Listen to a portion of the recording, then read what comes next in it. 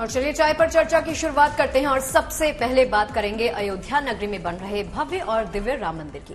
रामलला का मंदिर अब आकार लेने लगा है। प्रथम तल का काम लगभग पूरा हो गया है। उसकी भव्य तस्वीरें हम आपको दिखाएंगे एक एक करके और साथ ही आपको 22 जनवरी की तैयारियों की जानकारी भी देंगे। 22 जनवरी को तारीख जब रामलला की मूर्ति की प्राण प्रतिष्ठा की जाएगी, लेकिन इस प्राण प्रतिष्ठा के तमाम कर्मकांड की विधि क्या होगी, कैसे ये पूरा कार्यक्रम संपन्न होगा और किस तरह विधि विधान के साथ खास पूजा की जाएगी, देखिए इस खास रिपोर्ट में।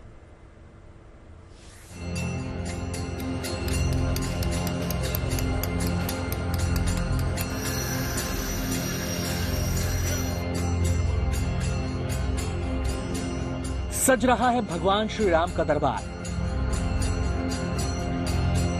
भव्य और दिव्यता होगी अपरंपार। उत्सव की हो रही है जमकर तैयारी। भगवान श्री राम का भव्य मंदिर अब आकार लेता जा रहा है। ये तस्वीरें भगवान श्री राम की जन्मस्थली अयोध्या की हैं, जहां रामलला का भव्य और दिव्य मंदिर अब आकार ले रहा है।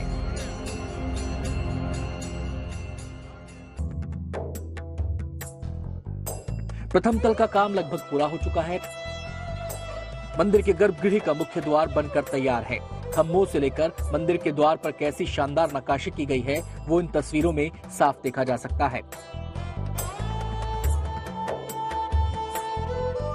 सिर्फ द्वार और खंभों पर ही नहीं, बल्कि राम मंदिर के फर्श पर भी नक्काशी की जा रही है। श्री राम तीर्थ क्षेत्र ट्रस्ट ने पहली बार फर्श पर नक्काशी की तस्वीरें जारी की हैं। भीतर घुसने के बाद ऐसा है श्री राम जन्मभूमि मंदिर। छतों, दीवारों और खंभों पर खूबसूरत नक्काशी। प्रथम तल पर जाने के लिए सीढ़ीदार रास्ता। मंदिर में प्रवेश करने और बाहर निकलने के लिए भी अलग अलग रास्ते हैं। श्री राम जन्मभूमि मंदिर का भूतल बनकर तैयार हो गया है। प्रथम तल का निर्माण कार्य हो रहा है।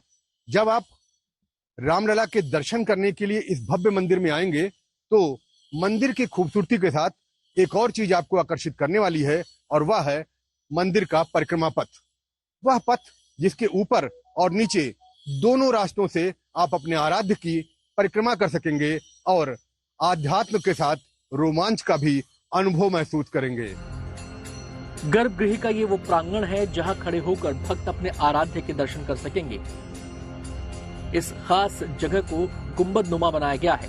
साथ में ऐसी शानदार नक्काशी की गई है जो देखे तो बस देखता ही रह जाए। छेनी की नोक की पत्थरों पर दस्तक, ऊपर से हथौड़ी की ठक ठक।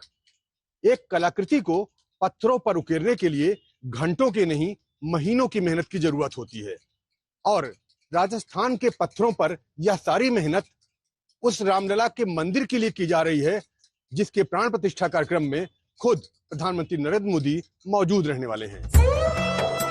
जिन खंभों पर राम मंदिर खड़ा है, उन खंभों पर शानदार मूर्तियां उकेरी जा रही हैं। रामलला के अलग अलग स्वरूपों को उकेरा जा रहा है। दिन और रात मंदिर और भव्य और दिव्य बनाने का काम जारी है। मंदिर के सामने का हिस्सा और अंडरग्राउंड परिक्रमा मार्ग, उसके ऊपर से सीढ़ियां आपको प्रथम तल तक ले जाएंगी। इस पूरे पथ को भी शानदार तरीके से सजाया और संवारा गया है। मंदिर के पहले तल का काम लगभग पूरा हो चुका है। अब तैयारी 22 जनवरी की हो रही है, जब इस निर्माणाधीन भव्य मंदिर में रामलला की प्राण प्रतिष्ठा की जाएगी। प्राण प्रतिष्ठा कार्यक्रम की शुरुआत रामलला की मूर्ति के नगर भ्रमण से होगी। 17 तारीख से प्रतिष्ठा का कार्य आरंभ होगा और पहले दिन जल यात्रा, शोभा यात्रा जिसको बोलते हैं, उत्सव मूर्ति को लेके पूरा जितना नगर भ्रमण करना होगा वो सब किया जाएगा, और उसके पश्चात फिर गणेश पूजन से कार्यारंभ होगा। नगर भ्रमण के बाद रामलला गर्भगृह में विराजमान हो जाएंगे, लेकिन उससे पहले वैदिक विधि विधान के साथ पूजा अर्चना होगी, जिसके लिए काशी से खास तौर से पुरोहित रामनगरी अयोध्या पहुंचेंगे। जो व्यक्ति उसके लिए नियुक्त किया जाएगा, उसी के द्वारा सारा मूर्ति का संस्कार संपन्न होगा। मूर्ति के संस्कार के लिए बहुत समय लगता है। वो समय जैसे होगा, रात के कितने बजे तक चलेगा कार्यक्रम, ये कोई निर्धारित नहीं। कारण पूजन है, हवन है, न्यास है, ये सब कार्य बरोबर तीनों चारों दिन चलते रहेंगे। और आखिरी दिन जो शय्याधिवास हो जाएगा, तब मूर्तियों के सारे न्यास होके और दूसरे दिन प्रातःकाल मृगशिरा नक्षत्र में जैसा निर्णय है वो किया जाएगा। प्रथम तल में पिलर का काम 50% से ज्यादा पूरा हो चुका है, जबकि नवंबर तक ग्राउंड फ्लोर पूरी तरह बनकर तैयार हो जाएगा। कुल मिलाकर अब हर किसी को उस शुभ घड़ी का इंतजार है जब रामलला अपने भव्य और दिव्य मंदिर में विराजेंगे और भक्त उनके दर्शन कर पाएंगे। वाराणसी से रोशन जायसवाल के साथ Banbir Singh, Ayodhya, good news today. और प्रधानमंत्री नरेंद्र मोदी, आपको हम बता दें कि एशियन गेम्स में जो झंडा बुलंद जिन्होंने किया है हमारे भारतीय खिलाड़ियों ने, उनसे मुलाकात कर रहे हैं, उनसे बातचीत कर रहे हैं। 41 साल का और पुरुष बैडमिंटन में 40 साल के बाद हमें मेडल मिला है। यानी 4-4, 5-5, 6-6 दशक तक देश के कान ये खबरें सुनने के लिए तरस रहे थे। आपने वो पूरा किया है। आप सोचिए कितने वर्षों की प्रतीक्षा आपके पुरुषार्थ ने समाप्त की है। साथियों, इस बार एक खास बात और रही जिसका जिक्र मैं जरूर करना चाहूंगा। हमने जितने भी खेलों, इवेंट्स में हिस्सा लिया, उसमें से ज्यादातर यानी एक प्रकार से हर एक में कहीं न कहीं हम कोई न कोई मेडल लेके आए हैं। यानी ये अपने आप में हमारा जो कैनवास बढ़ रहा है, ये भारत के लिए बहुत शुभ संकेत है। 20 इवेंट तो ऐसे थे जिनमें आज तक देश को पोडियम फिनिश मिली ही नहीं थी। अनेक खेलों में आपने सिर्फ खाता नहीं बल्कि एक नया रास्ता खोला है। एक ऐसा रास्ता जो युवाओं की पूरी पीढ़ी को प्रेरित करेगा। एक ऐसा रास्ता जो अब एशियाई खेलों से आगे बढ़कर ओलंपिक्स के हमारे सफर को नया विश्वास देगा। साथियों, मुझे इस बात का भी गर्व है कि हमारी नारी शक्ति ने इन खेलों में जबरदस्त प्रदर्शन किया है।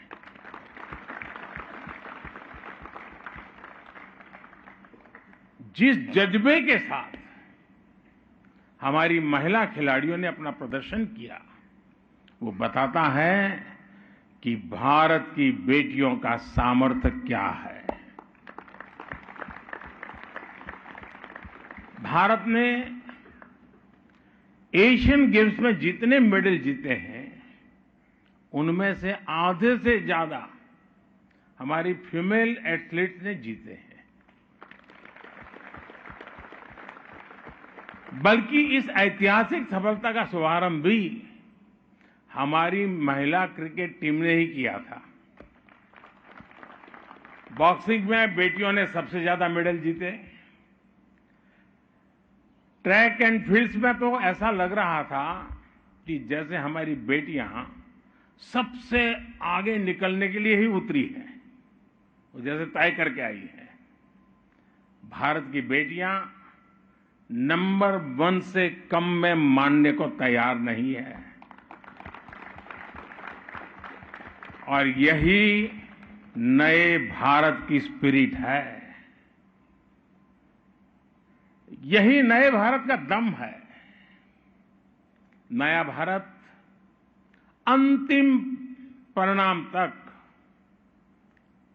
अंतिम विजय की घोषणा होने तक अपना प्रयास छोड़ता नहीं है। नया भारत अपना सर्वश्रेष्ठ देने की, सर्वश्रेष्ठ करने की कोशिश करता है। मेरे प्यारे एथलीट्स, आप भी जानते हैं कि कभी भी हमारे देश में टैलेंट की कमी नहीं रही है। देश में जीत का जज्बा हमेशा था। हमारे खिलाड़ियों ने पहले के समय में भी बहुत अच्छा प्रदर्शन किया है, लेकिन बहुत सारी चुनौतियों की वजह से मेडल के मामले में हम पीछे ही रह जाते थे। इसलिए 2014 के बाद से भारत अपने स्पोर्ट्स इकोसिस्टम को आधुनिक बनाने में, उसके कायाकल्प में जुटा है। हमारा प्रयास है भारत के खिलाड़ी को दुनिया की बेस्ट ट्रेनिंग फैसिलिटीज मिले। भारत का प्रयास है भारत के खिलाड़ी को देश और विदेश में खेलने के ज्यादा से ज्यादा अवसर मिले। हमारा प्रयास है भारत के खिलाड़ी को चयन में पारदर्शिता मिले, उसके साथ भेदभाव न हो। हमारा प्रयास है गांव देहात में रहने वाले स्पोर्ट्स टैलेंट को भी ज्यादा से ज्यादा अवसर मिले। हमारे सभी खिलाड़ियों का मनोबल बना रहे, उन्हें किसी भी तरह की कमी ना हो, इसके लिए हम पूरी शक्ति लगा रहे हैं। 9 साल पहले की तुलना में खेल का बजट भी 3 गुना बढ़ाया जा चुका है। हमारी टॉप्स और खेलो इंडिया स्कीम्स गेम चेंजर साबित हुई है। और मेरा तो गुजरात का अनुभव है, गुजरात के लोग एक ही खेल जानते हैं, पैसों का। लेकिन जब खेलो गुजरात शुरू किया तो ऐसे धीरे धीरे करके एक स्पोर्टी कल्चर बनने लगा। और उसी अनुभव से मेरे मन में आया था, और उस अनुभव के आधार पर ही खेलो इंडिया हमने यहां आरंभ किया और बहुत सफलता मिली। तो पदक तीरों से प्रधानमंत्री की मुलाकात के बाद अब आपको बता दें कि भगवान राम के उत्सव की तैयारियां भी जोर शोर से हो रही हैं। तो मां दुर्गा के उत्सव नवरात्र की तैयारियां भी जोर शोर से हो रही हैं। नवरात्र शुरू होने से पहले ही अहमदाबाद में नवरात्र की तैयारी शुरू हो गई। कई कलाकार पारंपरिक ड्रेस पहनकर गरबा डांस की प्रैक्टिस में जुट गए। इन्हीं तैयारियों में आपको बता दें जुटी है चर्चित गरबा ग्रुप पनघट, जो कि हर साल की तरह इस साल भी गरबा महोत्सव में धूम मचाने वाला है। इस साल की खास बात यह है कि पनघट ग्रुप के कलाकार 18 किलो की खास तरह की पोशाक में परफॉर्मेंस देने वाले हैं।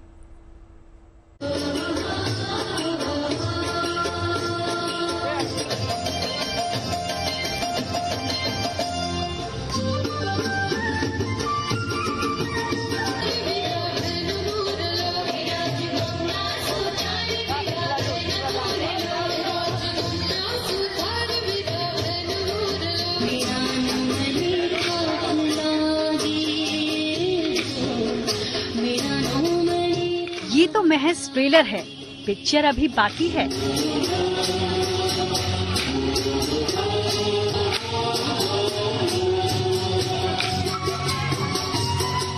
गुजरात नवरात्रि आने से पहले ही गरबे के रंग में रंगने लगा है। हर तरफ गरबा और डांडिया का जलवा है। जगह जगह टोलियां गरबे की प्रैक्टिस में जुट गई हैं। लोगों में नवरात्रि को लेकर खासा उत्साह है।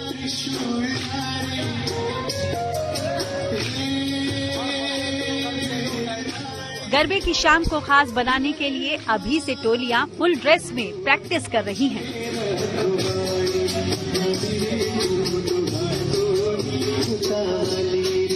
बहुत एक्साइटमेंट है गरबा के लिए, क्योंकि हम लोगों को प्रोफेशनल आर्टिस्ट होते हैं तो हम लोगों को गरबा के लिए कुछ अलग ही उत्साह होता है, क्योंकि पूरा हम लोग कॉस्ट्यूम 2 महीने से तैयारी करते हैं, प्रैक्टिस करते हैं, और हम लोग जो खेलते हैं वो पूरे अर्वाचीन और पराचीन गरबा खेलते हैं। ये ड्रेस बहुत ही ज्यादा मेहनत से बनाते हैं और 2 महीने तो लगते हैं ड्रेस बनाने में, क्योंकि बहुत बारीकी से काम किया हुआ है पूरे कॉस्ट्यूम में एंड एंटायर ही बहुत मेहनत की है, लगाई है सबने।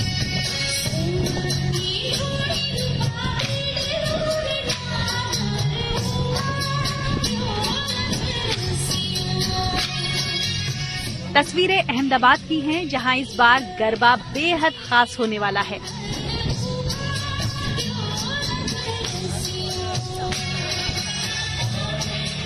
पनघट परफॉर्मिंग आर्ट ग्रुप के इस गरबे में खास तरह का रंग जमाने की तैयारी है। ग्रुप के कलाकार इस बार खास तरह की पोशाकों में नजर आएंगे। एक एक पोशाक 18 किलो की होगी।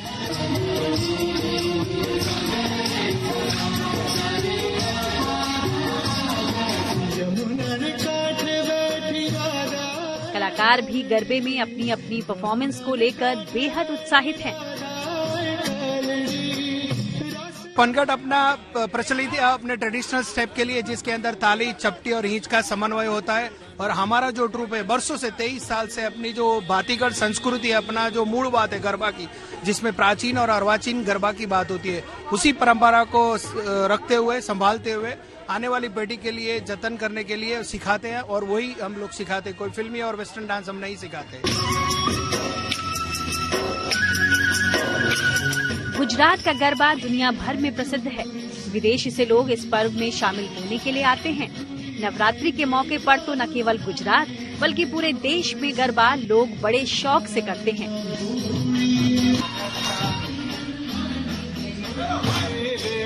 और हमेशा की तरह इस बार भी गरबे में 4 चांद लगाएगी dandiya. Bureau report, good news today. Ahmedabad में नवरात्र के मौके पर गरबा प्रैक्टिस शुरू हो गई है, तो मुंबई में इस मौके पर मां दुर्गा की 32 फीट ऊंची प्रतिमा स्थापित की गई है। खेतवाड़ी इलाके में पिछले कई सालों से नवरात्र के मौके पर मां दुर्गा की भव्य मूर्ति स्थापित की जाती है। जी हाँ, इस बार भी मां दुर्गा की भव्य मूर्ति को स्थापित किया गया है। मां दुर्गा का खास श्रृंगार किया गया है। खास बात देखने वाली यह है कि मूर्ति में मां दुर्गा शेर पर नहीं बल्कि घोड़े पर विराजमान है। हमारे सहयोगी पारस दामा आपको मां दुर्गा के इस भव्य स्वरूप के दर्शन करवाएंगे। अलग अलग राज्यों में अलग अलग तरीके से मां दुर्गा की पूजा की जाती है और नवरात्रि का पावन पर्व मनाया जाता है। आर्थिक राजधानी मुंबई में भी हर साल अलग अलग तरीके से नवरात्रि का पावन पर्व मनाया जाता है। मां दुर्गा की स्थापना की जाती है और नवरात्रि को बड़े ही धूमधाम से मनाया जाता है। मुंबई का खेतवाड़ी इलाका, इस इलाके में हर साल मां दुर्गा की स्थापना की जाती है, मगर इस साल जब मां दुर्गा की स्थापना की गई है तो वो बड़े ही अलग तरीके से की गई है।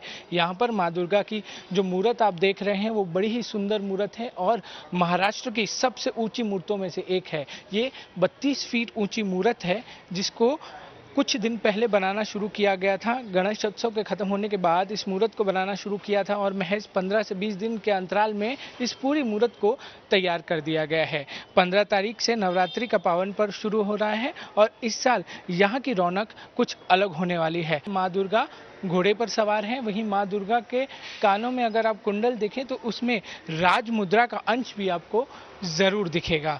हर साल यहाँ पर लाखों लोगों की भीड़ होती है जब माँ दुर्गा का आगमन होता है। बड़े ही धूमधाम से 9 दिन नवरात्रि का पर्व मनाया जाता है। लोग यहाँ पहुँचते हैं, गरबा खेलते हैं और माँ दुर्गा की आराधना करते हैं। इस साल ये मूर्ति लोगों के लिए सबसे ज़्यादा बड़ा आकर्षण का केंद्र बनी है। 15 तारीख से ये पावन पर्व शुरू होगा नवरात्रि का और उसके बाद लोग बड़े ही धूमधाम से माँ दुर्गा की 9 दिन पूजा करेंगे, उनके अवतारों की पूजा करेंगे।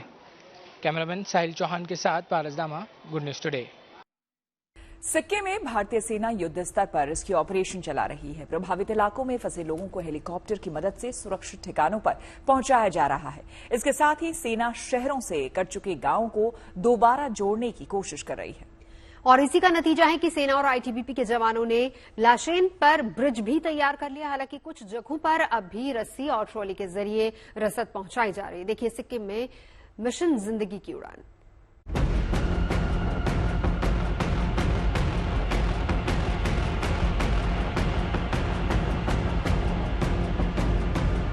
ये तस्वीरें सिक्किम के मंगन में चल रहे मिशन जिंदगी की हैं। युद्ध स्तर पर यहाँ सेना का रेस्क्यू ऑपरेशन चल रहा है। वायुसेना के जवानों ने लाचेन से उत्तरी सिक्किम के मंगन में फंसे हुए पर्यटकों को विमान से सुरक्षित ठिकानों पर पहुंचा दिया।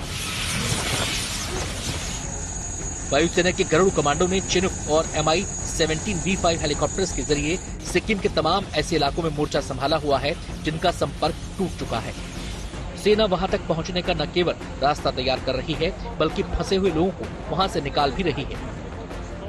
इसके साथ ही जवानों ने आईटीबीपी के साथ मिलकर चुंगथांग को पैंगोंग से जोड़ने वाले लाचेन पर एक लॉग ब्रिज बना दिया है।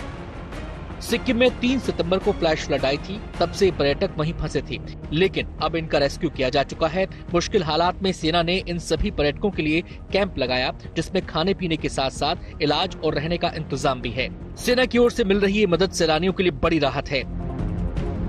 हम वहाँ लाचुंग में बहुत अच्छे से रहे, करीब 1500 टूरिस्ट थे। 1500 टूरिस्ट की बहुत अच्छी देखभाल करी सेना ने। वहाँ पर सभी होटल में आर्मी ने सभी होटल में बोल रखा था कि हमारे गेस्ट है, किसी को भी कोई तकलीफ नहीं होना चाहिए। बहुत बहुत थैंक यू। मैं बोल नहीं पा रही हूँ, उनकी बात हो गई कि आज आप सिक्किम सरकार की वजह से हम अपने बच्चों से, अपने फैमिली से बात कर पाए और सेफली हम अपने घर पहुँच जाएंगे। Thank you. अब सिक्किम के जोंगू गांव की तस्वीर देखिए। बाढ़ और तबाही के बाद यहाँ सबसे बड़ी समस्या रसद पहुँचाने की थी, लेकिन सेना ने स्थानीय प्रशासन के साथ मिलकर ऐसे गांव तक रस्सी से बंधी ट्रॉली के जरिए सामान पहुँचाया और लोगों को ये भरोसा दिलाया कि उन्हें कुछ नहीं होगा। मिशन जिंदगी में सेना के साथ एनडीआरएफ भी मुस्तैदी से जुटी है। राहत और बचाव के अलावा सबसे ज्यादा चुनौती संपर्क बहाल करने की है। मकसद यही है कि कट चुके गांव को जल्द से जल्द नजदीक के शहर से जोड़ दिया जाए। उम्मीद है कि सिक्किम में बहुत जल्द एक बार फिर पहले की तरह सब कुछ सामान्य हो जाएगा। Bureau report, good news today. मुश्किल हालात से लड़कर मंजिल पाने का हुनर कम ही लोगों में होता है। नाज़मा अंसारी भी उन्हीं में से एक है। उन्होंने कभी हालात का रोना नहीं रोया और अपना परिवार चलाने के लिए ई रिक्शा लेकर खुद सड़कों पर उतर गई। दरअसल नाज़मा के पति की 13 साल पहले मौत हो गई थी और घर की सारी जिम्मेदारियां नाज़मा के कंधों पर आ गई। इन हालात में नाज़मा ने मुश्किलों का डटकर सामना किया और अब नाज़मा की बहादुरी के किस्से लोगों की जुबान पर हैं। और अब बात सीजन की पहली बर्फबारी की। जम्मू कश्मीर में जो बर्फबारी भीषण सर्दी के दिनों में कभी सितम का सबब बन जाती है, वो अभी राहत का पैगाम लेकर आई है। जम्मू कश्मीर के अलग अलग इलाकों में बर्फबारी शुरू हो चुकी है। गांदरबल जिले में ऊंची पहाड़ी इलाकों में बर्फ गिरने के साथ ही जोजिला रोड को बंद कर दिया गया है। सड़कों पर बर्फ की चादर बिछने से आवाजाही रोक दी गई है। अनंतनाग में भी ताजा बर्फबारी से ट्रैफिक मूवमेंट रोक दी गई है। बर्फ की मोटी मोटी चादर ने पूरे इलाके को ढक लिया है।